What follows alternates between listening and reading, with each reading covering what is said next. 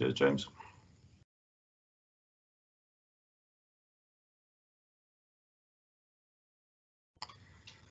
Good afternoon, everybody. Thanks very much indeed for joining us.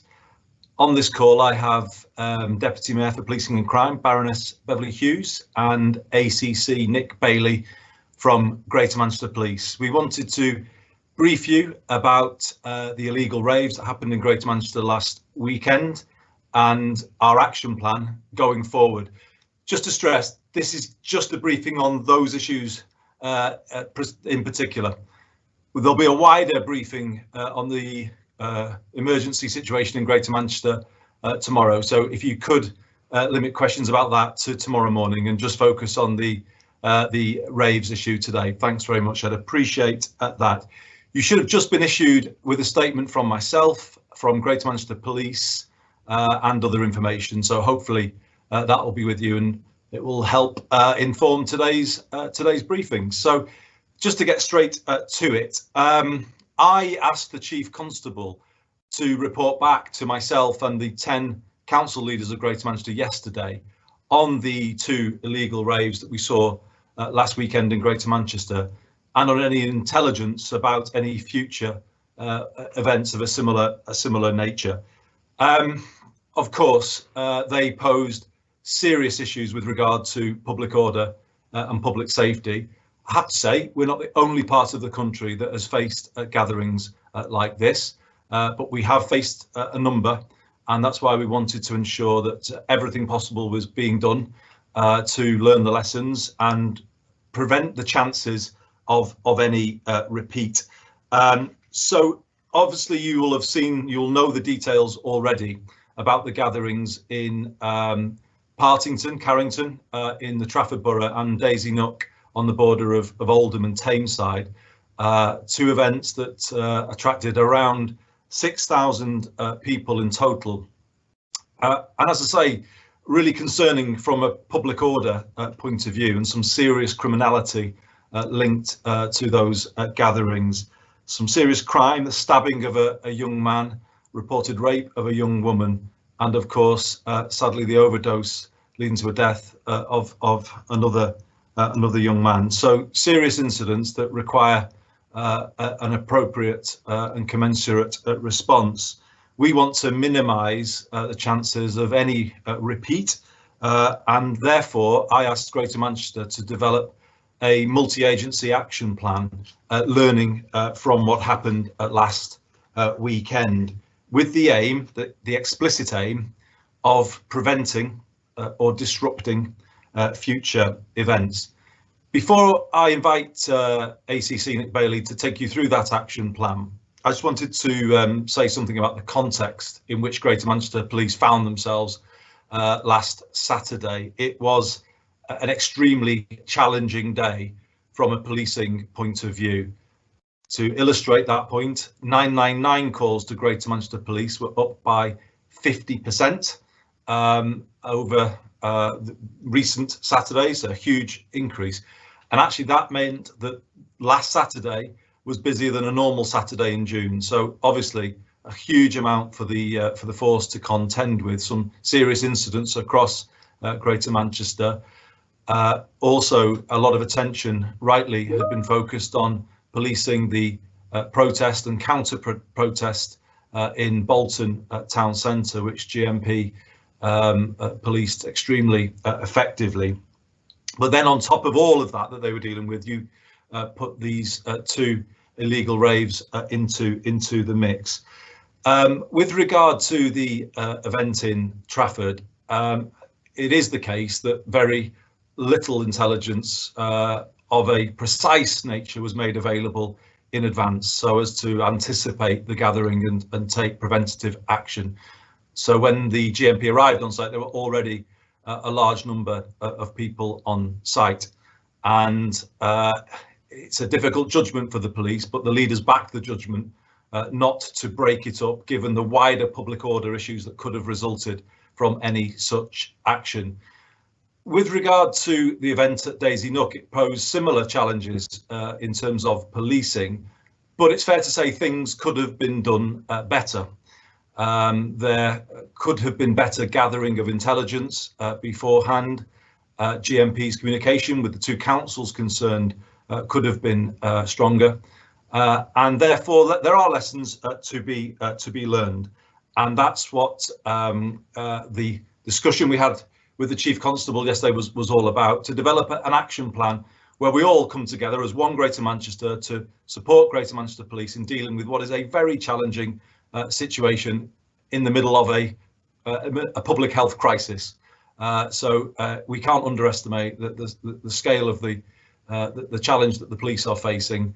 Nevertheless, as always in Greater Manchester, we're prepared to look at ourselves and see what can be done better. And we think the action plan that you're about to hear about represents a strong response to the serious public order that we saw last weekend. So with that, I'm going to now hand over to ACC Nick Bailey to take you through GMP's plan. Nick. Okay, thank you everybody and good afternoon. And I won't repeat all the circumstances that the Mayor's just outlined, but suffice to say that Greater Manchester Police recognises that the escalation of events last weekend have necessitated a far more coordinated and partnership approach this week to ensure that we challenge any of those individuals who are trying to create raves in and across Greater Manchester, and that we are able to respond robustly to the criminal elements that are organising these raves and putting lots of people's lives and safety at risk. And so in order to do that, and as the Mayor mentioned, a plan has been put together, and that is based around several key elements that are essential.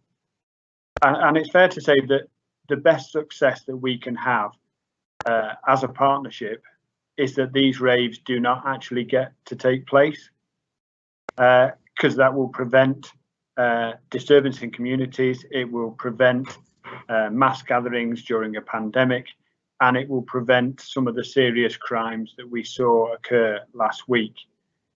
And in order to do that, first and foremost, we need information. And as we heard there, the lack of information on the event occurring at Trafford immediately put the police in a response mode, and the lack of sharp and focused intelligence in regards to Daisy Nook meant that we weren't able to respond promptly enough in order to prevent that occurring. We have had earlier intelligence over other events in the Greater Manchester area, and where we had that and where we responded effectively, we have shown we can prevent those events from occurring. So what we have is an intelligence cell set up using all our tactics to gain as much information as possible about where these raves and events are being planned and where they will actually take place. But we rely on that information from communities, from parents, from those people who are concerned about their friends going to these events. We need that information, and whether that information is sent direct to us at Greater Manchester Police or to your council or to your community groups, we need to get access to that information. And first and foremost, I would say, please, if you know about these events, then make sure you are telling the authorities, make sure you're telling Greater Manchester Police, so we have the best opportunity to prevent them from occurring. So we have set up joint intelligence groups with our own staff and with the local authorities to make sure that we gather that information. And with that information, our next tactic is clearly to prevent those events from occurring. And we will have resources dedicated under a dedicated operation this weekend to respond to that intelligence, to respond promptly and effectively if we can get there quick enough to prevent these raves from occurring. We will have the support of the local neighbourhood teams, we will have the support of specialist officers and the support of specialist local authority teams where relevant. We do believe that if we can do this and respond promptly, we can target and take action against any criminal element that are there organising these events. We can give the appropriate warnings to prevent these events taking place, and if we need to, we can take enforcement action. We also want to work with those people who are attending hopefully not realizing what the dangers are, and we can educate them.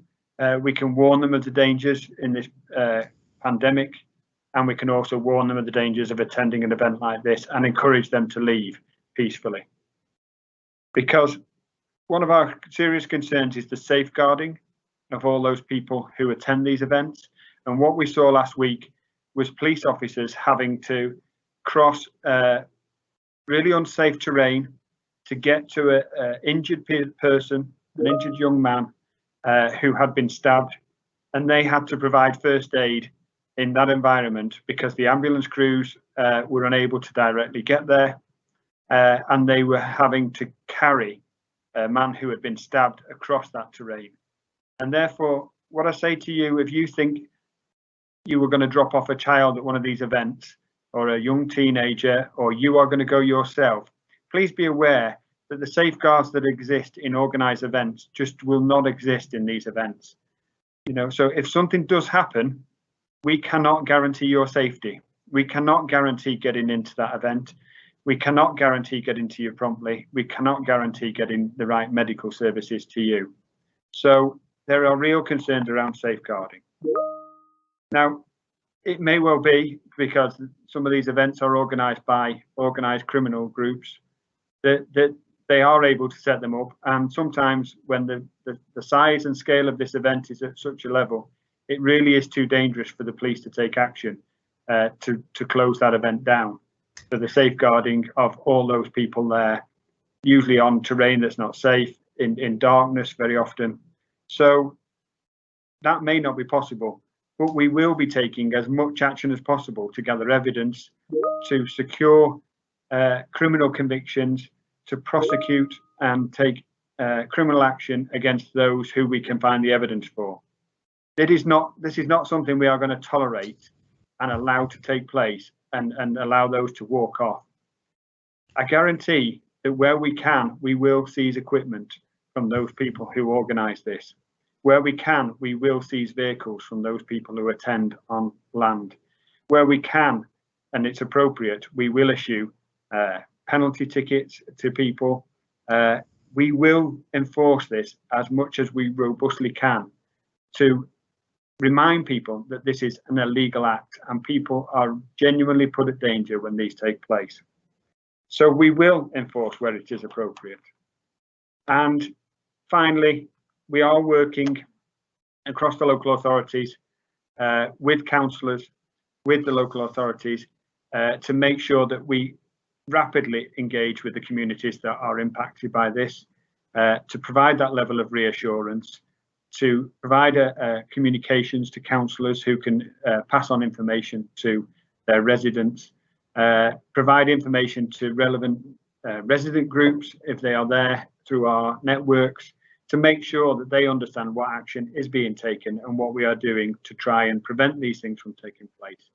So all of that together is taking place, not just with Greater Manchester Police, but with the local authorities, with the councillors, with the Mayor's Office, with our blue light responders and other agencies such as Transport for Greater Manchester. So thank you. Okay.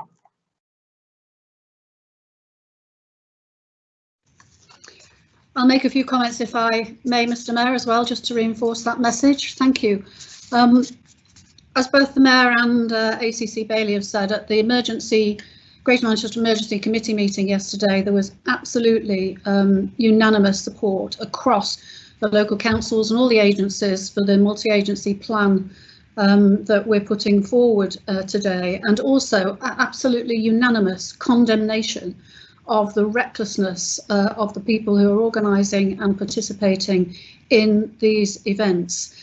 Because, you know, our experience has been in this crisis so far that the vast majority of people of Greater Manchester have played their part in trying to control this virus and have been successful so far in so doing, with falling rates of transmission and falling death rate, getting a handle on containing the virus and protecting everybody. But the organisers of these raves and those who attend them are jeopardising all of that achievement and the health and well-being of all our people. They are blighting localities with noise, with absolutely terrible waste that had to be cleared up, a disgusting mess at both of these sites and damaging local amenities for people.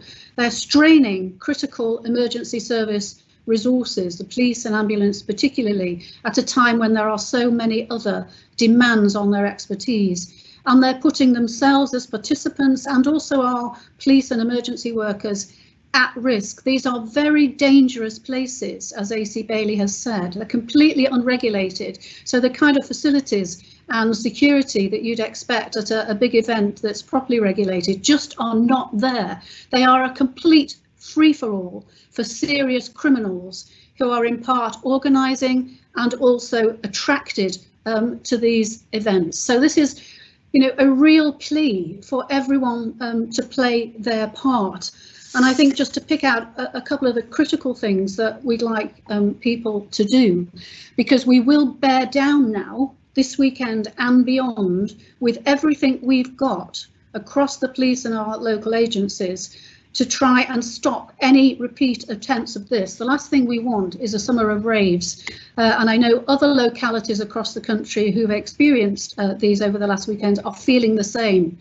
We have to and we will stop this now, but the way in which the public particularly can cooperate is around intelligence. You know, the people who organise these events, they don't want the police and the authorities to know where they are. So they do everything they can to hide those locations. And if necessary, as happened in Oldham, they changed it at the last minute from Hattersley to the place where it took place in order to prevent the police getting involved. So they are, though, telling people through social media platforms eventually where these events are taking place, and the public can really help us by telling the police what they know about the advertising of these events. And secondly, is really everybody making an effort to ensure that members of their family, whether they're young people or whether they're older adults in the family, because there are a lot of irresponsible adults as well as young people at these events, every family trying to make sure that their family members do not attend these events and keep away. And in that way, they will be safe and they won't give the organisers what they want here, which is a public that they can fleece and put at jeopardy. Thank you.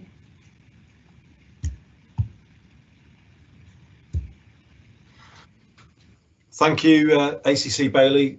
Thank you, Deputy Mayor. So to summarise, everybody, from this point, learning from the challenge that we've experienced, there will be a stronger, more interventionist approach in future. That means more officers, more disruption, more enforcement.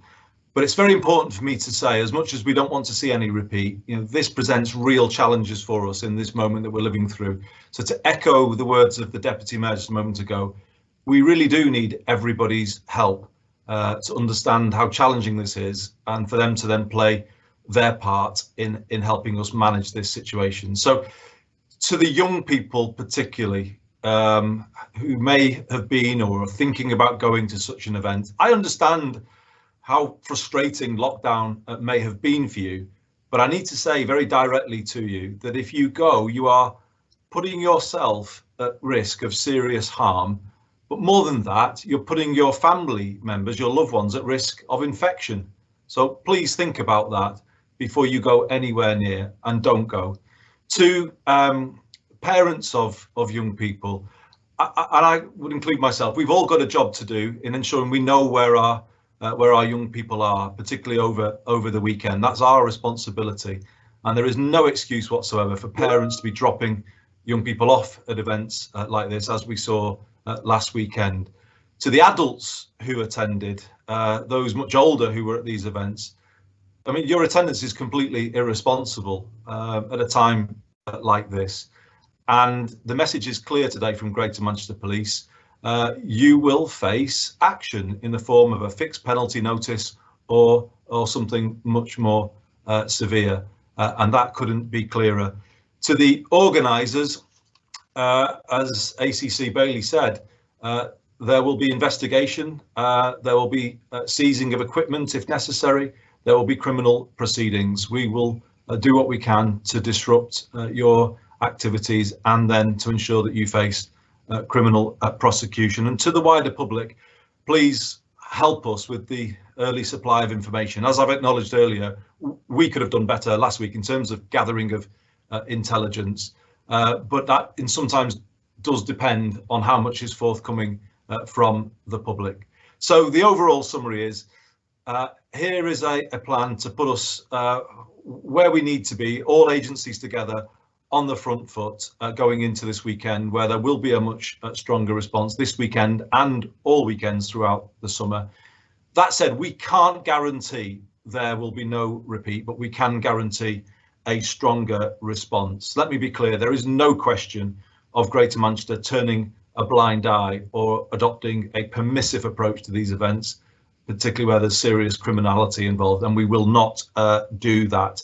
These events would be illegal at any time, but they are particularly dangerous in the middle of a public health pandemic. That is why we are ready to take every step that we need to make sure we minimise any chances of any repeat. Thank you for your attention, everybody. I will hand now to Ross, who I think will take us through your questions. Ross. Thanks very much. I'm going to start with a few questions from Nick Jackson at the Oldham Times. I think these will probably be for ACC Nick Bailey in the first instance.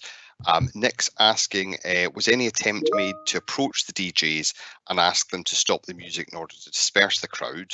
Do you know who the people were who organised the raves, and are there any plans to prosecute the organisers? Okay. What I can say is there are active investigations in relation to both raves that occurred last week, and we are gathering and have gathered evidence from the scenes of both those raves, which we are using to seek to identify the organisers of the events. What I would say at this time is that I'm not able to give the details of those organisers and where our investigations are up to, but they are active investigations underway. So I think that answers the question. Yeah. Yep, that's very helpful. Thank you. I don't think Andy or Bev want to come in on that, so we'll move to a question from Rowan Bridge again. Nick, I think these will be for you in the first instance. Rowan's from BBC Radio Manchester, Radio 5 Live, and he asks, when did you find out when and how did you find out about these two events taking place exactly, and what makes you think that people will give information going forward if they have not around these previous two events? Well, I think both events and our response to both events indicated how important it is that the public do inform us, because the events and our attendance at them relied on the public informing us those events.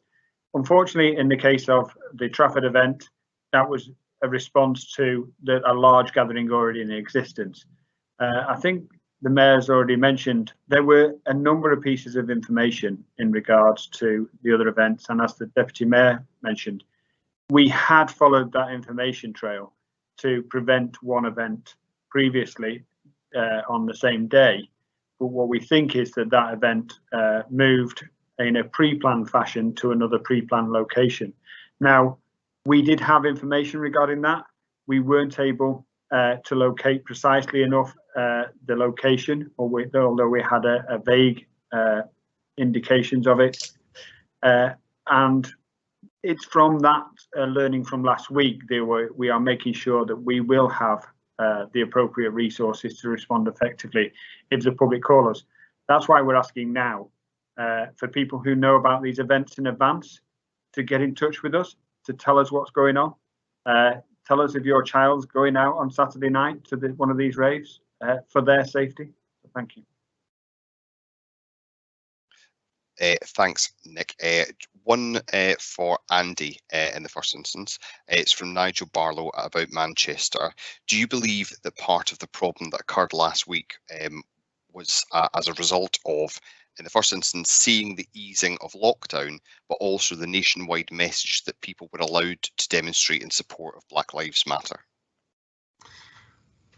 I think on the first part of your question, Nigel, there's certainly been a weakening of the public health messaging at the worst possible moment.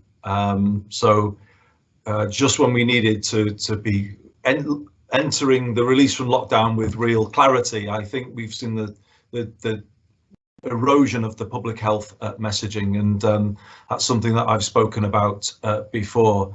And we need to re-establish the central messaging. In fact, it becomes more important in this moment that we're in, because obviously the risks of spread are getting stronger again as we emerge from lockdown. And I do think the government's message was weakened through the handling of the Dominic Cummings affair, and has never really been fully re-established since then. And I would call on the government to work harder to re-establish its public health messaging coming out of lockdown. At the moment, everything is about the release and the new things that are happening, and I think there isn't enough focus on the precautions that people need to take. I don't think it's necessarily right that people saw the messaging of the Black Lives Matter protests legitimising illegal raves, because myself, I said directly before the gathering in Manchester that it would be better that people did not gather, even though they were feeling very strongly about things, it was still better. And that message was repeated by other civic figures around the country. I think what you had last Saturday was obviously the good weather, the changes that the government had announced just a few days before with regard to people's new freedoms. I think it came together and presented huge challenges for the police on that day. But I'm afraid it doesn't explain away the irresponsible actions of adults who went to those events, parents who dropped off at those events. That really cannot continue, and that's why we've announced this action plan today. And I don't think, while some of it can be explained by national events, people also have to take personal responsibility too. Thanks, Andy. Another question for ACC Nick Bailey. This is from Katerina Vitozzi at Sky News. Nick, you said that there would be additional resources deployed this weekend. Has GMP received intelligence that events are planned for this weekend, or have any events for this weekend already been disrupted by GMP? If so, are you able to share any details? We do have information that there are individuals who we have not yet identified do want to continue to undertake these unlicensed music events, but the information is not specific. There are bits of information that appear on some forms of social media that indicate areas of Manchester where those events are going to occur, but we know from past experience that could be a starting point for a trail that leads to another area within Greater Manchester or even the Northwest region. So we have got intelligence cells monitoring using all available options to us to track that information as best as possible.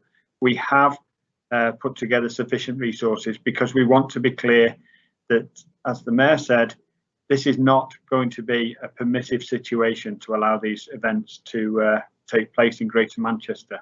So we are having the resources ready. We're having the resources ready to respond effectively in the hope that, as I said, we can prevent these from occurring. Thanks, Nick. Another question, this time from Nigel Barlow about Manchester. He's asking, what would you say to the parents who in many cases must have known that their youngsters were at this event? And the second part of the question, I think you've already touched on.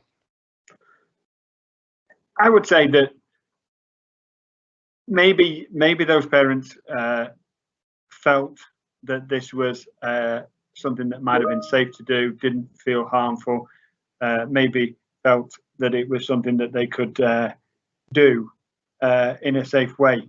And I think the events of the weekend have showed that that is not the case. There are young men who have been seriously injured. There is a young man who has lost his life. There is a young woman who has been sexually assaulted. So the evidence is very clear that these events are not safe to go to. And no matter how well-intentioned it may have been for those parents last weekend, I've given you the reasons now as to why not to take your children and why not to allow them to go. Thank you very much. A question that I put to Andy in the first instance. It's from Nigel Skinner at the Tameside Reporter. A number of Manchester-based celebrities have admitted that they attended the Daisy Nook rave and subsequently apologised in the national press. They have a huge social media following from young people. Would you like to appeal to them to join your campaign and your appeal to encourage young people not to attend such illegal events and get the safety message out there from young people to young people? I think that's a really good call, and yes, I would like to appeal to them to do that. As ACC Bailey just said, I can understand why some people felt these were fairly innocent events. Perhaps you can understand why some parents didn't think they were putting their children in harm's way, but it is clear that they were. And also celebrities endorsing those events may have given an impression to people that they were authorised events, as the Deputy Mayor was saying before, with the necessary security, when they weren't. So I think we always work in this way in Greater Manchester, and I'm sure that those celebrities will play their part. We cannot, in the middle of a pandemic, be encouraging people into a gathering that isn't just going to potentially spread the virus, but also put the lives of young people at risk. I mean, that is a deeply irresponsible thing to do, knowing what we now know. I think it's fair to say that no one anticipated gatherings of the size that we saw last Saturday night, and in some ways, that was something that we then had to sort of learn from and respond to. What you're hearing today is the response, and I want all of Greater Manchester to be part of the response. We've all got a job here to keep each other safe, and that includes prominent people in public life, celebrities. I'm pleased that some of them felt that they should apologise. Obviously, they've been misled as to the nature of these events. I think that's what we need from here on in, and I think it will help everybody understand what's going on here. And as a community, as we always do, get the right response to this. I understand the frustration young people are feeling with lockdown. I do understand that. But it cannot be right, as the Deputy Mayor said, to just throw away all the gains of lockdown over recent months. But more than that, at this kind of crucial moment in your life, put yourself in a position where you are at serious risk. Nothing's worth doing that. Please don't do it. And I would say to all people in Greater Manchester with a prominent following, please help us get that message out ahead of this weekend. Thanks, Andy. Go back to ACC Nick Bailey. There's a question from Josh Halliday at The Guardian. Nick, I know you've picked up some of this in earlier questions, so I'm just going to run through it and see if you get anything more to add. So the question was, do you know who set up the illegal raves? Has anyone been arrested? But the final part is, are they believed to have been arranged by organised criminal groups? I think I've mentioned already that we have got investigations ongoing to identify those who've organised it. So I think I've answered that part of the question. I think the second part of the question around organised crime groups, I think there are some people who are naive, maybe some DJs who think that this is an opportunity to reach a market in lockdown, who aren't, overtly criminal in what they are trying to do. But they are being taken advantage of very often by others who are putting on these events, who are finding the sites for these events, who are, as has been suggested, maybe making profit out of these events, selling drugs at these events, intimidation at these events. So I'm fairly confident that there is an element of organised crime behind many of these events. Whether that is the DJ on the stage isn't necessarily the case, but there is an element of organised crime to lay on something so complex, to have multiple sites ready, and to have all that provision there for the illegal activity to take place, definitely. Thanks very much. Going to go to stay with you, Nick, but going to go to a question from Richard Marston at the Daily Mail. Please, can I ask for an update on the condition of the most seriously injured person who was stabbed? Also, when are you likely to release the name of the young man who sadly died of a drug overdose? And what is the latest situation with arrests and charges? Thanks. Okay, I think rightly, we do remember that a young man lost his life, and I think it's right to pass on our condolences to his family and friends. I think the details of his who he is a matter for the family, and we will work with the family on that matter. So in regards to the boy who was seriously injured, I have heard literally just before I came into this conversation that I'm glad to hear he is now out of intensive care. And I am hopeful that his parents will be doing a press release through Greater Manchester Police sometime today, where they will have what I think is really compelling story to tell that hopefully other parents can listen to, and you know, don't just take my word for it that this is dangerous. Hopefully you'll hear their words later on. Thanks very much for that answer. There's one follow-up question from Richard as well. There are reports that people were charged £10 to enter the raves. Is this rumour true? And in that case, is any effort being made to track down who was collecting the money and profiteering from these events? Well, all of those things are part of our investigation. I think these events are so disorganised in some sense, in terms of their criminality. They don't have all the safeguards. So, you know, maybe the organisers didn't arrange to charge people there. Maybe they were going to make money out of drugs, but they are such disorganised in their manner that it doesn't take much for another gang to just stand in a place and start to charge people when they are there.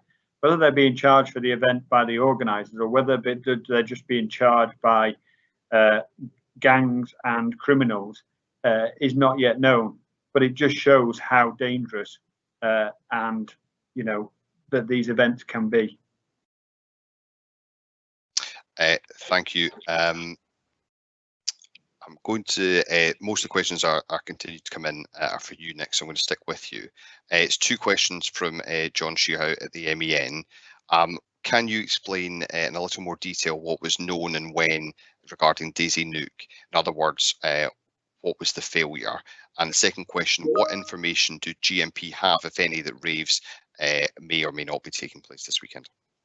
Okay, I think I've answered the second one around the raves and what might take place this weekend.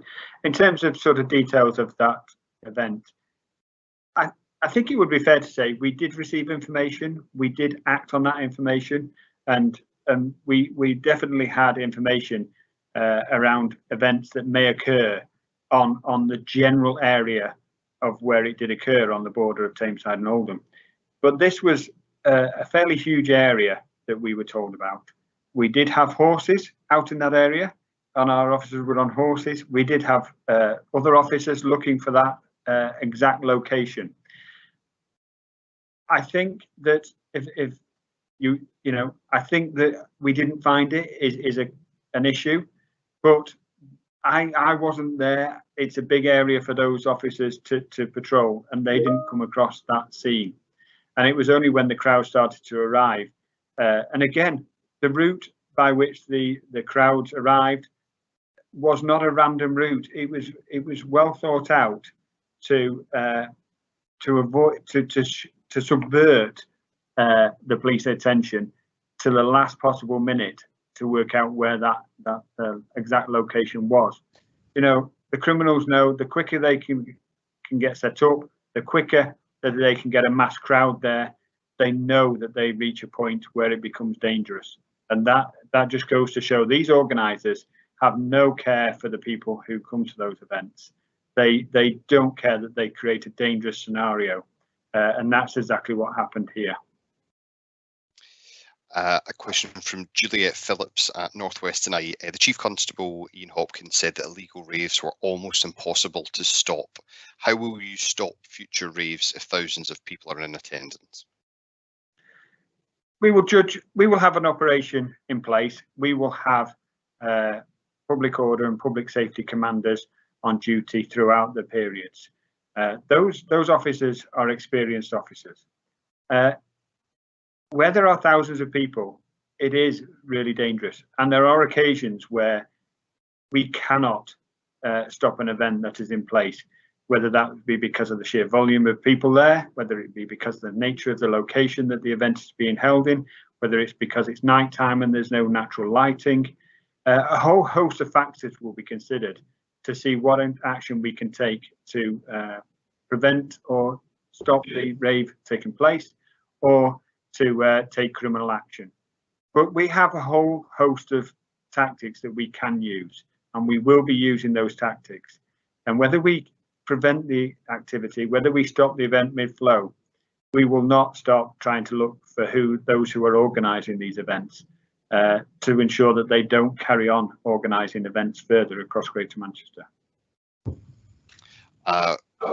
One more question for you, Nick, just before we go to a couple for Andy and Bev.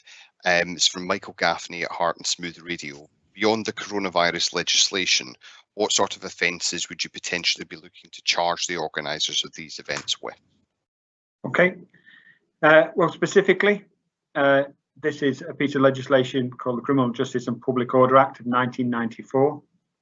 And that relates to, gives police powers in relation to unlicensed music events, in regards to those who seek to organise those events, those who trespass on land, and gives police powers to enter that land, ask that event to be stopped, and where that event is not stopped, there are powers in relation to the seizure of equipment.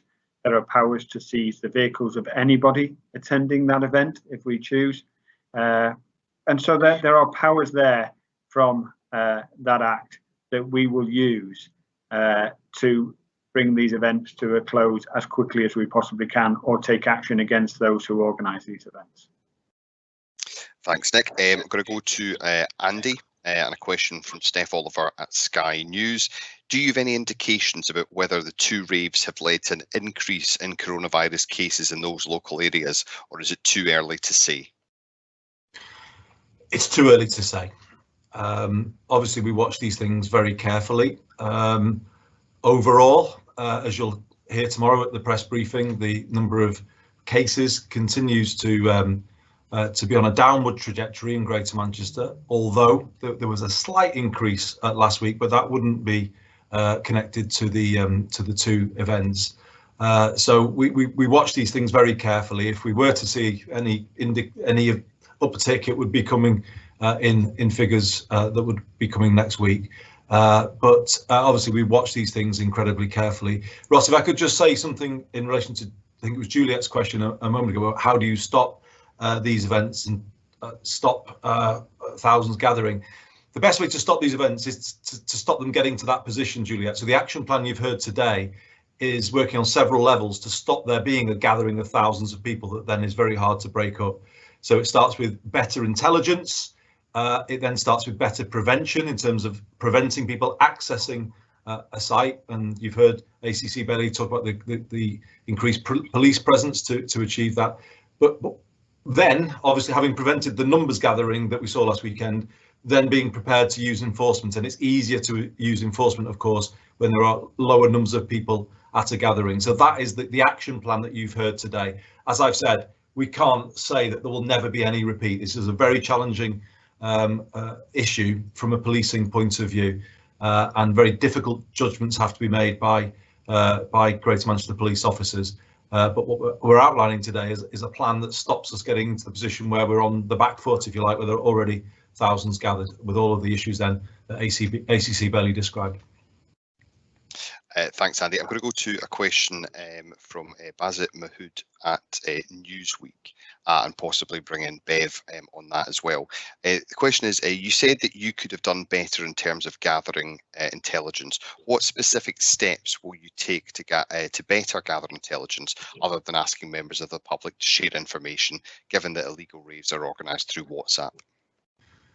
Well, thanks, Bazit. So one of the things that's at the heart of this action plan is a multi-agency approach to intelligence gathering. So not just Greater Manchester Police operating on their own, but a group that involves local councils, other local agencies, so that we're taking in intelligence from the widest possible group of organisations, sharing that intelligence in advance, as well as the public appeal that you described. So that's the nature of the multi-agency plan that's been put forward today, because often you can find that local councillors will pick up intelligence from their communities, who then feed it into their council structure.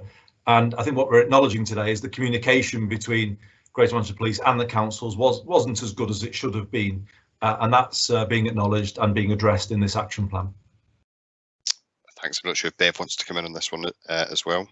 I think just to add that, you know, whilst it could have worked better last weekend, the police are very experienced and have a lot of capability in terms of you know, looking through social media platforms of various kinds. They know where to look. I take your point about WhatsApp group if it's a closed group, but these are often advertised not to closed groups because they want as many people as possible to come, and the police will use that expertise more effectively this time. The second thing to say is that, you know, the operations last weekend were largely led by the district level police teams. There is a force level silver command structure now in place on top of those district teams to make sure that there really is, you know, forensic gathering of intelligence that's shared across all the partners, and there's a much greater consistency across any district that looks like it's getting one of these events in terms of the way they respond to it.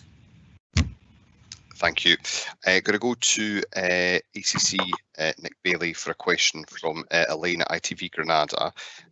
These are very lucrative events, charging £10 a ticket or more. What kind of penalty will the organisers receive to deter them making £60,000 in the night? I have to be honest with you and say I don't know what penalty a court would impose for this.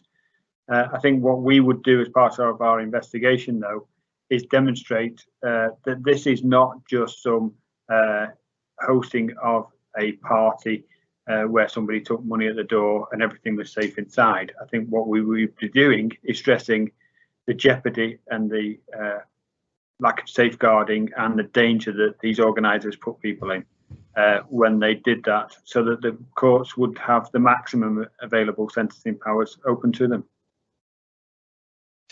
Thank you. Nick, another question for you from Adam Clark at Roch Valley Radio. Are GMP going to up patrols in areas such as country parks to prevent these events taking place, as well as relying on the public to report them? Yeah, where we have information or where we suspect events might take place, we will be putting resources in there, but all of that will be intelligence led. Greater Manchester is a huge area.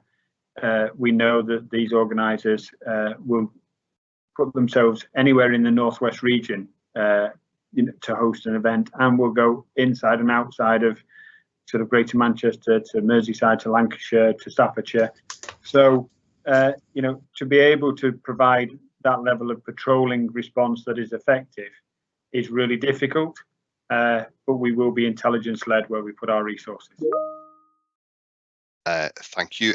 Another question for you, Nick, from Michaela Howard at BBC News. How far are you prepared to go to stop these events? Will you send in officers in riot gear to break them up? And is a question about arrests as well. Okay, so I've answered the question on arrests. I think at the moment that we have made arrests in regards to the assaults, but not in regards to the organisation of the events. So an arrest has been made for that. What I would say, though, in terms of how far would it go, we have a gold, silver and bronze structure for public order, public safety. We have trained staff who will assess the threats and risks that present themselves, and we have aims which are around primarily saving life and safeguarding individuals. And we will always balance those threats and risks against what we are trying to achieve as a criminal investigation. And you know, I think we saw last week that hard decisions were made, and it really is, you know, it's as frustrating for police officers to stand by and see something happen as it is for members of the public in the community. But we have to balance that. We understand that our own actions can in and of themselves cause other events to occur. And so we've got all the tactics, we've got all the resources, we've got all the specialisms, but thankfully we've also got the commanders who will make those decisions based on all that information. Thank you. A question for Andy and then possibly Bev as well, from Jennifer Williams at the MEN. Please could you clarify what the issue was with the police communicating with the council? Did GMP fail to pass information on to Oldham Council? Just in reference to your previous comments. Sure, thanks, Jen. I think the issue here was this event was right on the border of two councils, but also two divisions of Greater Manchester Police. Without that silver structure that Bev was describing a moment ago on top of it to kind of make sense of it all. So in effect, there might have been different messages being given to different people. I certainly know councillors in Oldham being told that the event was going to be stood down and wasn't something to worry about. So that was a message that was being received, and perhaps it wasn't up to date or the right message at the time. So the communication, I think, was not as strong as it should have been, and that's been acknowledged. Hence the need to coordinate more and develop the command structures that the Deputy Mayor described. I need to say again, you know, it's easy to say all of this in hindsight. It was a lot more difficult on that day. You know, one of the toughest days in policing in recent times in Greater Manchester. And, you know, it's always, everybody will look back at the police should have done this, the police should have done that, and you know, everyone will say that, and rightly there needs to be accountability. But I do think the context matters in this case. There's an honest acknowledgement here of what should be improved going forward, but I think we do owe it to the police just to understand the circumstances that they were dealing with last Saturday. Thanks. I'm not sure if Bev wants to come in on that one as well. No. So we'll move on to the final question from Michelle Livesey, and I think that will go to Nick in the first instance. It sounds like there's a lot of resource going into managing and monitoring the situation. How much of a strain is this on resources, particularly when you're seeing 999 calls up by 50% for other issues, as we saw last weekend? Will you need extra support from other forces? So once you're finished, Nick, we'll go to Bev and then Andy for final comments. Okay, I think as the Deputy Mayor said earlier, these events do put a strain on resources, and that is something that actually we're appealing to the people who organise these events to realise that they are taking resources away from other areas at a time of a pandemic when there are so many things going on in communities. So it does take a lot of organisation, it does take a lot of resources to make sure that we respond effectively. But we understand how that impacts on communities, and you know, we make priority decisions, and I think it's really important that we do have those resources available to respond to the public, because of the impact it had on them and the individuals who were seriously injured in those events. So I think it does, but we are managing those resources currently at this time. We make prioritisation decisions, and I'm comfortable at this time that we can resource this. We are working across the region. We are in regular contact across the region in terms of these events, because we know they don't follow boundaries. So we have today, you know, even up to today, been speaking to our regional forces to make sure that when we do respond, and where there is information that people are moving cross-border, that we can respond effectively across the region as opposed to just Greater Manchester. But I can't say whether we would need resources, but there is a national provision in place for the sharing of additional resources should they be required. But I don't anticipate that this weekend. I think that answers the question. Thank you. I'll bring in Bev on that question, but also for any final comments on what's been discussed. Well, I would just give you some kind of finer grain, really, of detail on the point that Nick was raising there, which is that these kinds of events, demanding as they are in terms of police and ambulance resources particularly, challenge the ability of the police to respond to really critical situations that are happening and happened last Saturday night all over Greater Manchester. Some very, very violent domestic assaults, one involving a 10-year-old boy who tried to protect his mother, the unexplained death of 2 children in separate incidents, a boy driving a motorcycle, age 14, who was in collision with a car, very, very seriously injured, an attempted murder, a firearms discharge involving 7 or 8 people that had to be policed, 3 separate rapes, a knife point robbery where the offender was 13, and a death due to a suspected drug overdose. That isn't the complete list. That is part of the demand that the police had to respond to, and the ambulance service, last Saturday night, at the same time as dealing with these 2 events. These are people in Greater Manchester who need a police response in those situations. And it is that resource that is being jeopardised by these events in a quite shocking and disgraceful way. And so I just reinforce my plea to everybody, have some understanding of the impact of this on your communities in terms of the police's ability to do what they want to do, which is save people from harm and protect people and bring people to justice who are creating that harm. Thanks. Thanks very much, Bev, and we'll just go to Andy.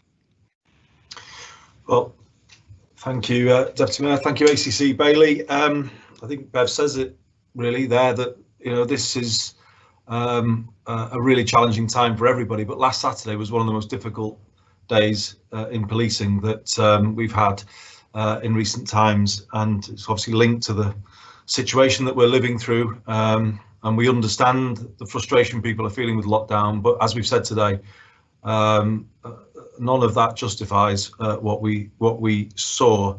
I hope the Greater Manchester public, in fact, I'm pretty sure that they will, when they hear that wider context, will appreciate the pressures on our police force at the moment, and will be grateful to ACC Bailey, but everyone who was working on the ground that night for what they tried to do in very difficult circumstances. But I think they'll also appreciate the honesty with which a look back has been taken here, and the speed with which we've said, well, look, let's see how we can strengthen the response. And that's definitely what you're hearing today, a stronger, more robust response going forward with all of the interventions that we've described.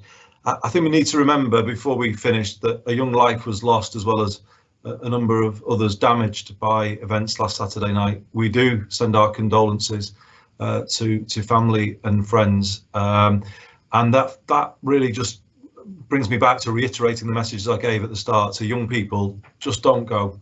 There are other things you can do. Don't put yourself in harm's way. You've got your whole life ahead of you.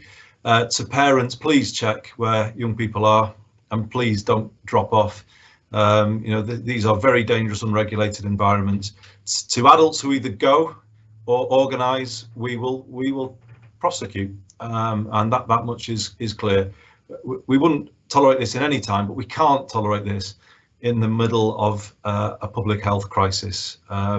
So that message, hopefully, is pretty clear this afternoon. We thank you all for your attention. We hope what we've said is clear enough, that the statements that I mentioned at the beginning should all be available to you now. And we, of course, will pay close attention to any potential events happening this weekend. We will put into effect this new action plan, but there may well be challenges ahead. So we do say to the wider public and to those high-profile people that I mentioned earlier, please support us in getting the message out to protect our young people this summer. Thank you very much, everybody.